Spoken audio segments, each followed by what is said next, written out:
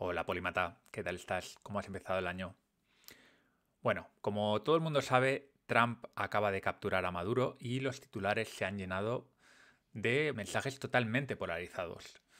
De hecho, si intentas tener una postura lo más ecuánime posible en asuntos como este o como el de Gaza que ya traté en su día, vas a tener una tarea por delante bastante difícil. Por estos motivos, ciudadanos de todo el mundo, que nada tienen que ver con estos lugares, ni con Venezuela, ni con Gaza, nos estamos distanciando cada vez más, hasta el punto de enfadarnos y de acusarnos de inmorales, de fascistas, de prodictadura y de otras lindezas del estilo. A mí esto es algo que me entristece profundamente, pero bueno, aunque me afecta, he decidido hacer este capítulo porque creo que es importante. Creo que es importante que hablemos de este tema, de la polarización y de por qué acabamos enfrentados unos a otros, aunque estos conflictos estén en el otro lado del mundo. No es que yo tenga la solución para esta polarización tan destructiva, pero sí que tengo algunas explicaciones y herramientas que quiero compartir contigo. Como hilo conductor, esta vez voy a hablar de lo que ha ocurrido estos días, de lo que tenemos que hablar, que es de Venezuela, de la captura de Maduro. Y vamos a empezar poniendo los hechos encima de la mesa, ver qué distintas posturas hay al respecto ante la intervención de Estados Unidos y vamos a intentar entender por qué es tan difícil analizar estos temas con calma. Y por último, bueno, haremos un acercamiento de posicionamiento. No prometo posicionarme, pero vamos a intentar acercarnos a algo parecido a un posicionamiento en esta cuestión. Empecemos. Esto es Polímatas. Conocimiento, razón y aprendizaje. Lo primero de todo, ¿cuáles son los hechos? Cuando analizamos cualquier situación, lo primero que tenemos que hacer es separar los hechos de las interpretaciones y los juicios. Y evitar, ante todo, saltar a las conclusiones rápidamente. Porque por mucho que tengamos una postura firme, la realidad es que sabemos bastante menos de lo que creemos. Si no partimos de la humildad, olvídate de hacer un análisis crítico decente. Vamos a repasar los hechos clave a día 5 de enero de 2026. Lógicamente, cuando tú escuches esto habrán ocurrido cosas, pero a día 5 de enero, ¿qué había pasado? Bueno, entre la noche del 2 de enero y la madrugada del 3 de enero, Estados Unidos ejecutó una operación militar que terminó con la captura de Nicolás Maduro y también de su mujer Cilia Flores. Fue trasladado a los Estados Unidos y seguramente va a ser juzgado. El gobierno estadounidense lo justifica diciendo que Maduro y su esposa están acusados de narcoterrorismo. Sí, desde el 2020. La legalidad de esta operación es obviamente discutida. En Estados Unidos se apoya en esta acusación previa de la que te he hablado y se presenta como una aplicación de la ley estadounidense.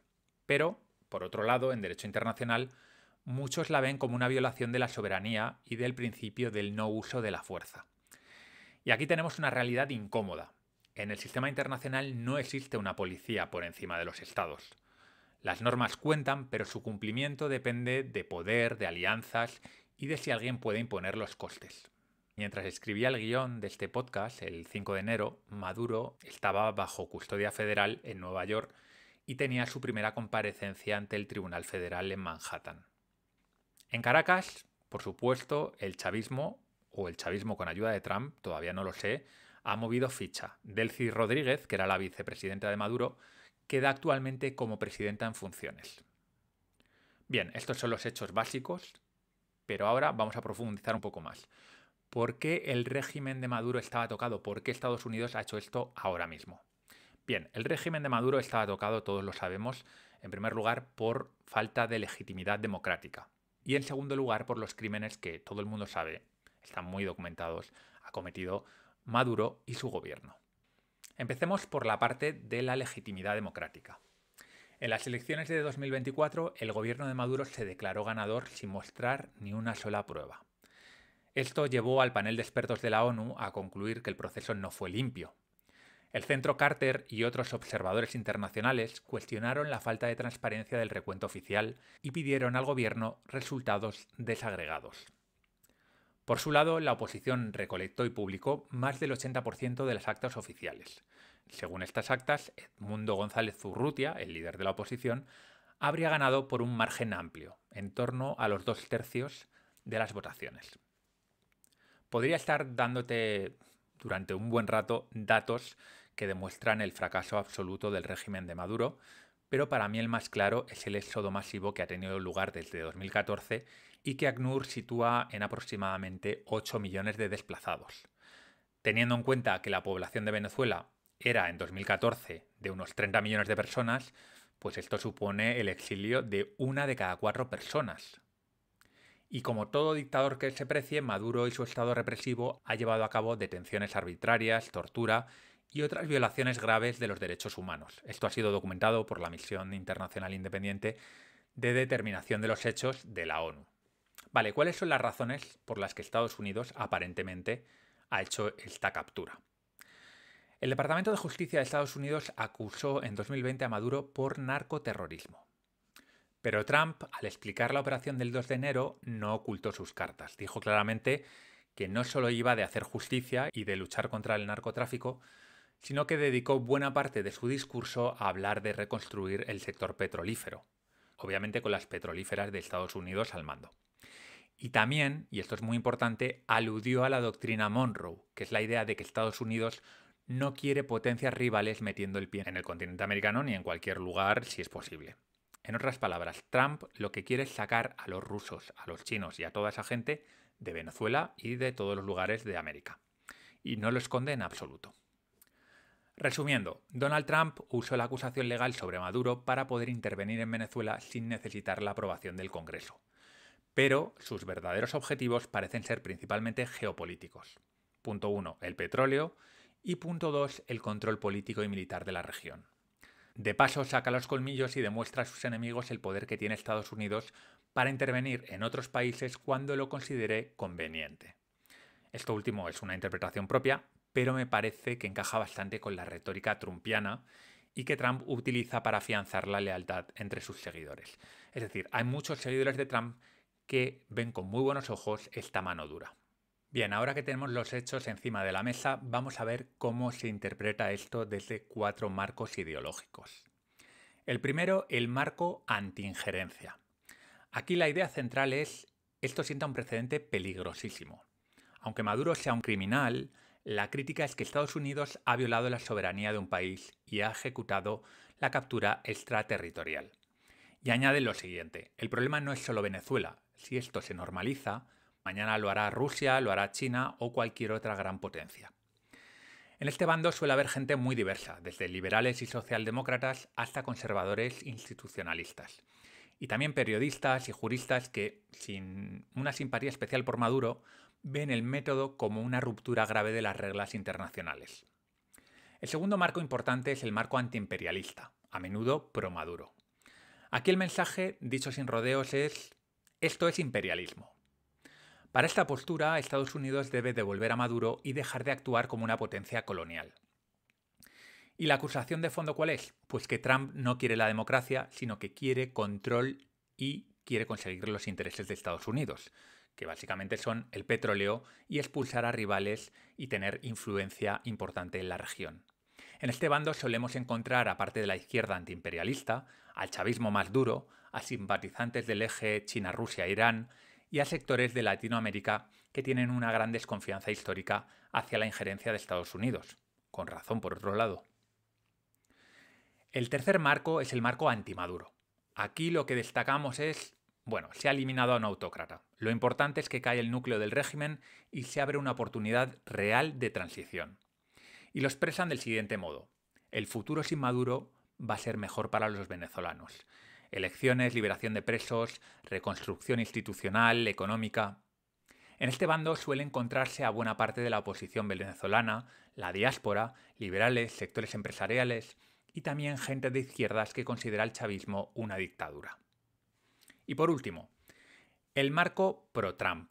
Aquí el titular sería: se ha hecho justicia.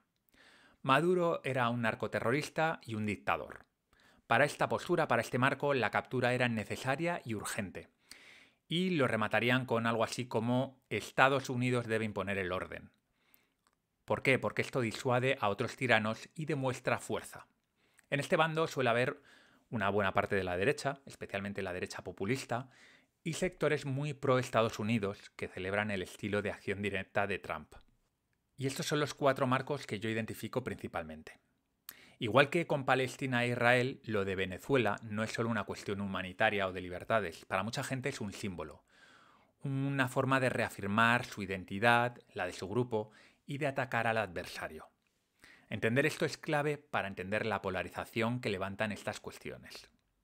Bueno, ya hemos puesto los hechos sobre la mesa y el desacuerdo se ve claramente. Cada postura decide qué es lo central y de este modo es muy difícil llegar a los puntos de encuentro. Insisto, incluso con los mismos hechos encima de la mesa, cada uno de estos marcos decide qué es lo principal, qué es lo que más valora. Y normalmente cada uno valora una cosa diferente, por lo tanto, difícil encontrarse en algún punto. Ya he dado una primera pincelada sobre la causa de esta polarización, y es que este conflicto es un símbolo para mucha gente. Ser pro Maduro o pro Trump es como una bandera, algo que te distingue de los demás y refuerza tu identidad. Por eso levanta tantas ampollas, incluso entre las personas a las que no les afecta en absoluto este tema en su día a día. Otra dificultad para analizar bien estos conflictos es la necesidad de cierre. En psicología, la necesidad de cierre es un concepto que se utiliza para explicar por qué nos cuesta mantener una postura abierta. El cerebro quiere una respuesta ya. Quiere posicionarse. Eso lo tranquiliza. Es como, vale, ya no me tengo que preocupar más por este tema. Y es que al cerebro le incomoda, le agota la incertidumbre. Le agota dudar y convivir con la ambigüedad. Y como te puedes imaginar, la incertidumbre, la ambigüedad y la complejidad son el pan de cada día en geopolítica. Incluso si consumes toda la información disponible en redes, hay muchísimas interpretaciones posibles, pero es que nunca tenemos toda la información, por lo que a menudo estamos tomando una postura firme en una cuestión cuando tenemos un ojo tapado y una mano a la espalda. Y aún así elegimos bando y nos convencemos de que nuestra postura es la obvia, es la justa, es la buena. De que todo el mundo debería pensar igual. Muchos incluso atacan verbalmente a quien no comparte su visión.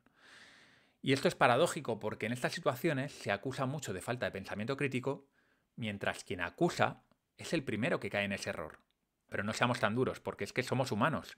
Humanos que no hace tanto corrían detrás de un mamut y cuya mayor proeza cognitiva era leer las estrellas. Nos guste o no, muchas veces tomamos postura por identidad. No estamos siendo justos, no estamos siendo racionales, estamos siendo tribales. ¿Y entonces qué? ¿No debo posicionarme? ¿Esa es tu solución, Val? Bueno, algunos me vais a tachar de equidistante, no me preocupa, porque creo que empezar con un poco de equidistancia en estos temas me parece un buen comienzo. Pero tampoco te digo que te quedes ahí. El pensamiento dicotómico nos impulsa a irnos siempre a un lado u a otro. Esto es lo fácil y es lo humano. Pero el pensamiento crítico no aspira a lo fácil, debe aspirar a la verdad. Desde un punto de vista moral, apoyar a Trump o a Maduro no tiene mucho sentido. Si lo miras desde la ética de la virtud, ninguno es precisamente modélico. Pero no creo que lo esencial sea juzgar la virtud de los líderes, ya que muy pocos son ejemplares y tampoco nos dicen mucho de nada. Creo que lo que nos toca aquí es evaluar lo que está sucediendo. Intentar entender si lo del 2 de enero va a tener consecuencias netas buenas o malas. Dicho de otro modo, juzgar la decisión por los resultados. Que esto, bueno, en filosofía se llama ética consecuencialista o utilitarista. Casi ninguna acción es puramente buena o mala, siempre hay efectos colaterales y hay que meter estos efectos colaterales en el cálculo. Como pasa con las cirugías, a veces el daño supera el beneficio. Y además, muchas acciones beneficiosas nacen de intenciones egoístas. Y también al revés, muchas conductas dañinas nacen de buenas intenciones. En mi opinión, si nos interesan las vidas de los venezolanos, la intención o el actor principal no es lo central. Tiene su importancia, sí, pero esto no lo voy a analizar aquí. Si queremos ver si la captura de Maduro va a beneficiar o no a los venezolanos, no debemos fijarnos en si Trump va en busca del petróleo o quiere expulsar a los rusos de allí. Tampoco en si nos parece una buena persona o un patán. Debemos intentar predecir las consecuencias que tendrá la nueva situación política sobre los venezolanos. Y aquí viene lo complicado, porque si intentas realizar una predicción de este tipo, verás que no es nada fácil. Puede ser que el chavismo aguante y que todo siga más o menos igual. Puede que entre un gobierno títere de Trump y se centre en favorecer a las petroleras y poco más. O puede incluso que la oposición llegue al poder y lo haga peor que Maduro. No lo sabemos. Mi objetivo aquí no es analizar todos los escenarios y ver los resultados posibles. Es hacerte notar lo complejo que es predecirlos y entender sus consecuencias. Por eso, un pensador crítico debería ser más humilde y rebajar sus pretensiones. ¿Qué debería hacer? Pues, en mi opinión, debería empezar diciendo: no lo sé, ya veremos, es difícil.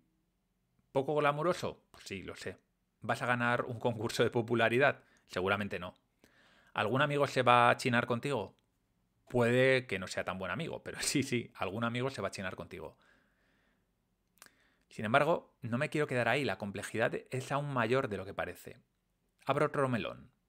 Lo que ocurre en Venezuela no solo afecta a los venezolanos, afecta al mundo entero. Este tipo de intervenciones sienta un precedente.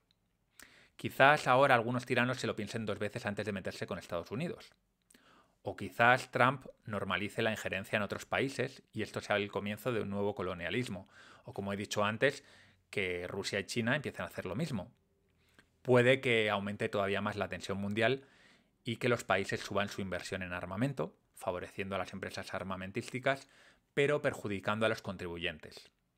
O quizás sea el inicio del fin de las dictaduras socialistas en América Latina. Quizás sea Cuba la siguiente, bueno, no tenemos ni idea. La verdad es que tenemos información incompleta y la predicción geopolítica es poco fiable. Incluso entre los expertos, sí, incluso ese youtuber al que le haces tanto caso falla más que una escopeta de feria. La hemeroteca está llena de errores de sobreconfianza. Por eso conviene hablar sobre escenarios y probabilidades, nunca de certezas. Esto, para nosotros, amantes de tener las cosas claras, puede parecer descorazonador. Si todo es tan complejo, ¿nunca tomo postura?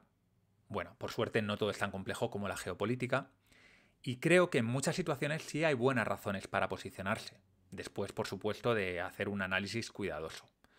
Pero en muchas situaciones no hace falta tomar postura, y de hecho hacerlo puede ser solo una vía de escape para sentirnos integrados en la tribu o para calmar esa necesidad de cierre. En mi curso avanzado de pensamiento crítico hablo de un rasgo que todo pensador crítico debería entrenar. Me refiero a la capacidad de aceptar la incertidumbre y la confusión temporal.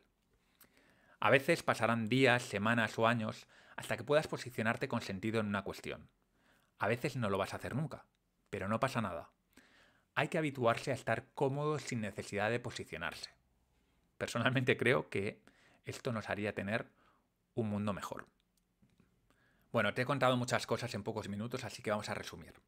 Primero, antes de opinar conviene separar hechos de interpretaciones. Si no, estamos discutiendo sobre eslóganes. En temas como este, mucha gente no busca comprender lo que pasa, busca sentirse parte de un grupo. La postura en ese conflicto es la bandera. Tercero, el cerebro nos pide una respuesta rápida para cerrar los temas, pero en geopolítica casi nunca hay una respuesta rápida y fácil. Así que lo más razonable, en mi opinión, es ser un poquito más humilde. Empezar por un no lo sé y luego informarse bien, hablar de escenarios, de probabilidades, pero nunca de verdades absolutas. No te pido neutralidad, te pido honestidad. Y es que aquí nadie tiene la capacidad de ver todo el tablero.